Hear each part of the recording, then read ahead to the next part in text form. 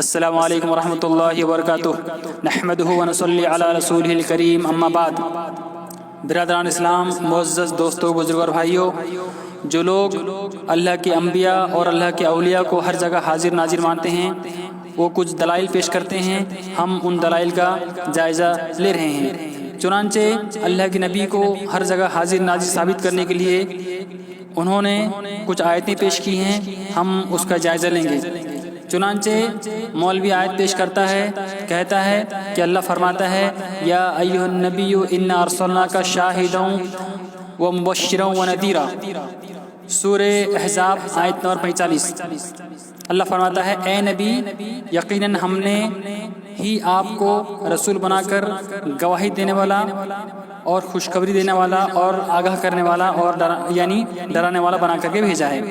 یہاں پر کہا گیا ہے کہ شاہدوں، اے نبی ہم نے آپ کو گواہی دینے والا بنا کر کے بھیجا ہے۔ اب مولوی یہ بولتا ہے کہ گواہی کون دیتا ہے؟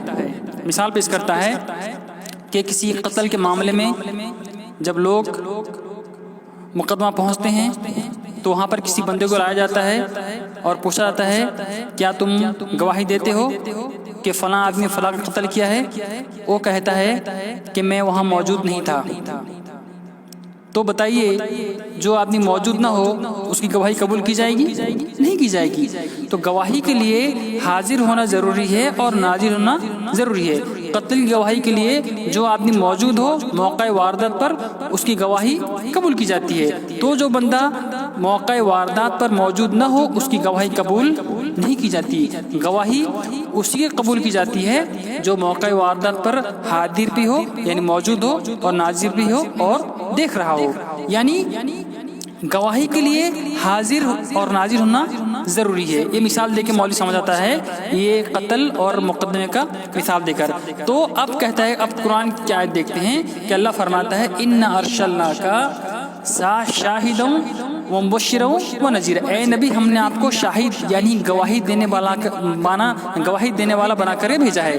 تو جب اللہ خود نبی سے فرماتا ہے کہ اے نبی آپ گواہ ہیں، اے نبی آپ گواہ ہیں، تو گواہی دینے کے لیے حاضر ہونا ضروری ہے اور ناظر ہونا ضروری ہے۔ حاضر موجود، ناظر دیکھنے والا۔ تو لہٰذا قرآن کی اس آیت ثابت ہوتا ہے کہ اللہ کے نبی صلی اللہ علیہ وسلم جب گواہی دینے والے ہیں تو گویا آپ حاضر بھی ہیں اور ناظر بھی ہیں۔ اس نے آیت پیش کر دی اور یہ ثابت کر دیا کہ اللہ کے نبی حاضر ناظر ہیں۔ چنانچہ آگے ہم دیکھتے ہیں، اسی طرح سے دوسری آیت پیش کرتا ہے، کہتا ہے وَكَذَلِكَ جَعَلْنَاكُمْ أُمَّةً وَسَطًا لِتَكُونُوا شُهَدَاءَ عَلَى النَّاسِ وَيَكُونَ الرَّسُولُ عَلَيْكُمْ شَهِيدًا، کہ اللہ کے نبی آپ پر گواہی دیں گے۔ کس پر؟ امت کے اوپر۔ یہ آیت پیش کرتا ہے مولوی۔ اب ہم اس آیت کے جو تفسیر ہیں احادیث سے، اس لیے کہ بہت ساری آیتیں ایسی ہیں جس کو جب تک نبی کریم صلی اللہ علیہ وسلم اس کی تفسیر نہ کر دیں صحابہ کرام نہیں سمجھ پاتے تھے۔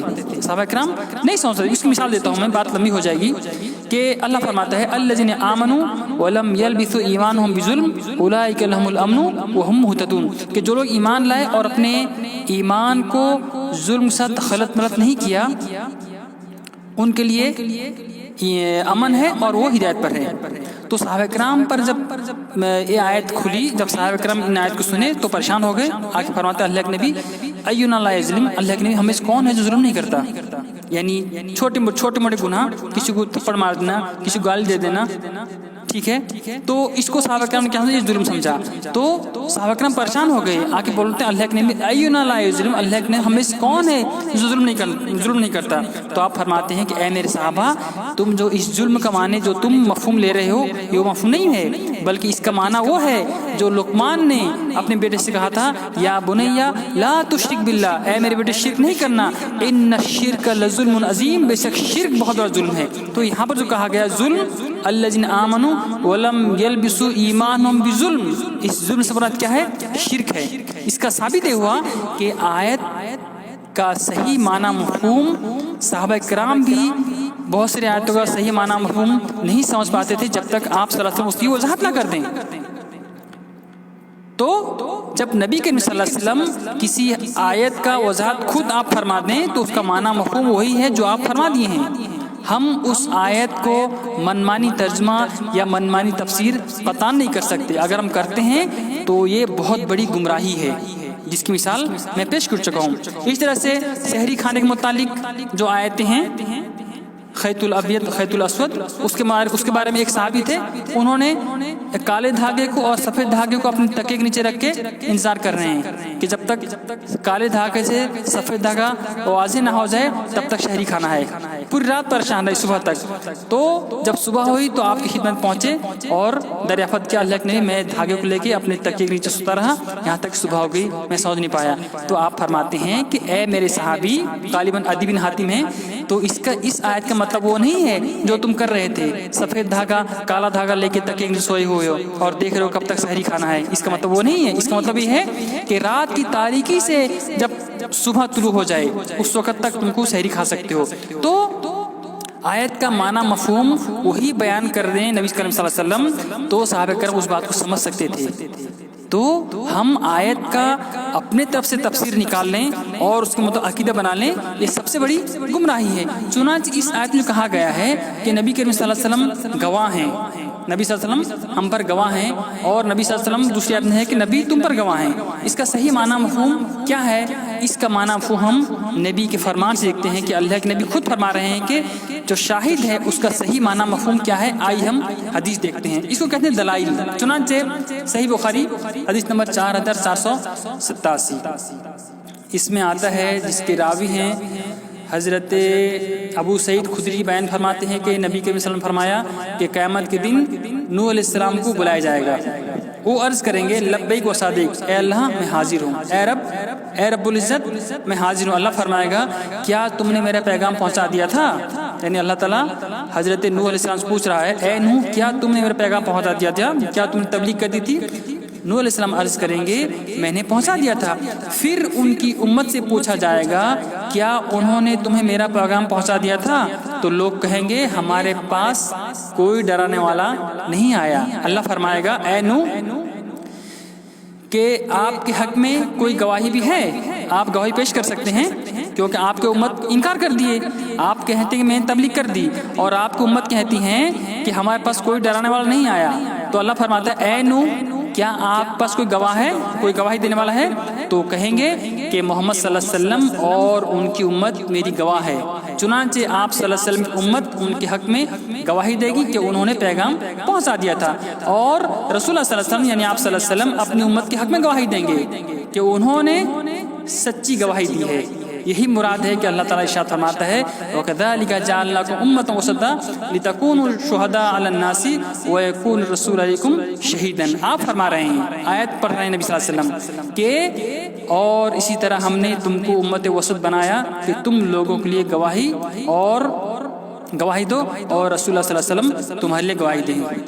تو وہ جو آیت ہے جس میں کہا گیا ہے کہ نبی گواہ ہیں، نبی قیامت کی اس طرح گواہی دیں گے کہ ہاں نوح علیہ السلام نے اپنی قوم کو دعوت تبلیغ کر دی تھی. تو قرآن میں ہے انی دعوت قومی لیلا و نہارا، ہر آدمی جانتا ہے. تو امت محمدیہ کا ایک اعزاز ہے کہ امت محمدیہ ایک نبی یعنی نوح علیہ السلام کے حق میں گواہی دے رہی ہے کہ ہاں نوح علیہ السلام نے اپنی قوم کو دعوت دی تھی، اور نبی خود گواہی دے رہے ہیں کہ ہاں انہوں نے دعوت دی تھی. تو بتائیے اس آیت کا صحیح ترجمہ تفسیر، اس کا مفہوم یہ ہے کہ نبی کریم صلی اللہ علیہ وسلم قیامت کے دن گواہی دیں گے، قیامت کے دن نبی گواہی دیں گے. اس گواہی کا مطلب یہ نہیں کہ نبی گواہ ہیں موجود ہیں نعوذ باللہ قیامت تک دنیا کے اندر موجود ہیں نعوذ باللہ گواہی دینے کے لیے، تو گمراہی ہے. اور اس کے علاوہ بہت ساری آیتیں ہم پیش کر چکے ہیں کہ کنت علیہم شہیدا ما دمت فیہم فلما توفیتنی کنت انت رقیب علیہم، کہ جب تک میں موجود تھا اے رب العزت میں ان کو دیکھ رہا تھا، جب تم نے مجھ کو اٹھا لیا کنت انت رقیب علیہم تو ہی پر گواہ ہے. تو نبی خود فرما رہے ہیں، یہ تو قرآن میں ہے. تو جو گواہی کا ذکر ہے شہید علیکم میں گواہی دوں گا، اس کا مطلب یہ ہے کہ نبی کریم صلی اللہ علیہ وسلم قیامت کے دن گواہی دیں گے. اس کا مطلب یہ نہیں کہ نبی صلی اللہ علیہ وسلم گواہی دینے کے لیے فی الحال موجود ہیں دنیا میں. اگر نبی صلی اللہ علیہ وسلم دنیا میں موجود ہیں تو نبی کے وفات کے چند مہینوں کے بعد یا چند سالوں کے بعد جو جنگیں ہوئیں، ادھر صحابہ کرام ہیں، ادھر صحابہ کرام ہیں، ادھر نبی کی بیوی ہیں عائشہ رضی اللہ عنہا، ادھر نبی کے داماد ہیں علی رضی اللہ عنہ، ادھر نبی کے صحابی ہیں حضرت معاویہ رضی اللہ عنہ، جو جنگیں ہوئیں مسلمان شہید ہو رہے ہیں، نبی اگر حاضر تھے، نبی مناظر تھے، تو کیوں نہیں ان کے مسئلے کو سولو کیے؟ نبی کریم صلی اللہ علیہ وسلم لاش مبارک رکھی ہوئی ہے، صحابہ کرام میں اختلاف ہو گیا، کہتے ہیں کہ منا امیر و منکم امیر، ایک امیر مہاجر میں سے، ایک امیر انصار میں سے، نبی کی لاش رکھی ہوئی ہے، لاش مبارک رکھی ہوئی ہے، اور صحابہ میں اختلاف پیدا ہو گیا۔ تو اگر نبی حاضر تھے، نبی ناظر تھے، تو نہیں بول دیتے، نبی ارشاد فرما دیتے کہ مہاجر میں سے امیر بنیں گے، ابو بکر صدیق امیر بنیں گے، لیکن نہیں، ان کا اختلاف لمبا ہوتا گیا، کئی گھنٹوں تک آپ کی لاش مبارک ایسی رکھی رہی دفن سے پہلے ہی، تو نہیں خود فرما دیتے۔ تو واقعات گواہ ہے اس بات کی، احادیث قرآن کی آیتیں بھری پڑی ہیں کہ اللہ کے نبی کریم صلی اللہ علیہ وسلم اپنی حیات طیبہ میں جب تک زندہ تھے تب تک ہر جگہ نہیں تھے، جہاں موجود تھے وہیں موجود تھے، اس کے ہٹ کے کہیں اور موجود نہیں تھے۔ تو ہم کیسے مان سکتے ہیں کہ نبی کریم صلی اللہ علیہ وسلم اپنی وفات کے بعد ہر جگہ حاضر ناظر ہیں؟ یہ تو جہالت ہے، گمراہی ہے، یہ بدترین گمراہی، اس سے بڑی گمراہی اور کیا ہوگی کہ آج ایک مسلمان یہ عقیدہ رکھے نبی حاضر ناظر ہیں، نبی ہر جگہ موجود ہیں۔ اگر نبی ہر جگہ حاضر ناظر ہیں تو ایک آدمی اپنے کمرے کے اندر میں کیسے رات گزارتا ہے اپنے اہل ویال کے ساتھ میں؟ شرم نہیں آتی؟ ایک آدمی شراب کیسے پیتا ہے؟ ایک گناہگار مسلمان سے کہا جائے کہ نبی حاضر ناظر ہیں اور نبی کی موجودگی میں تم شراب پی رہا ہے، نبی کی موجودگی میں تم سگریٹ پی رہا ہے، نبی کی موجودگی میں تم گالی دے رہا ہے، نبی کی موجودگی میں تم نماز چھوڑ رہا ہے، نبی کی موجودگی میں تم روزہ چھوڑ رہا ہے، برداشت ہوگا؟ ایک آدمی اپنے باپ کے سامنے سگریٹ پینے سے کتراتا ہے، تو ایک آدمی اللہ کے نبی کے حاضر ناظر میں کیسے سگریٹ پی سکتا ہے، کیسے شراب پی سکتا ہے؟ عقل تسلیم کرتی ہے؟ تو کیسے جاہل لوگ ہیں، کس طرح سے امت گمراہ کرتے ہیں کہ اللہ کے حاضر ناظر ہیں، اللہ ہدایت دے۔ تو ایسے مکار، ایسے دجال، ایسے فریبی مولوی موجود ہیں جو آیت پڑھ کے، حدیث پڑھ کے لوگوں کو گمراہ کرتے ہیں اور عقیدہ خراب کرتے ہیں۔ تو یہ لوگ گمراہ ہیں اور امت کو گمراہ کرتے ہیں۔ تو اللہ تعالیٰ سے دعا ہے اللہ تعالیٰ تمام مسلمانوں کو قرآن اور احادیث کا صحیح فہم عطا فرمائے، اور ایسے جاہل مولویوں کو پہچاننے کی اور یہ اپنے جب و دفتار اور پگڑی کے اندر جو ان کے مکروہ بھیانک چہرے ہیں ان کو نوچ کر پھینکنے کی توفیق عطا فرمائے۔ آمین یا رب العالمین، وصلی اللہ علی نبینا محمد وعلی آلہ وصحبہ اجمعین۔ السلام علیکم ورحمۃ اللہ وبرکاتہ۔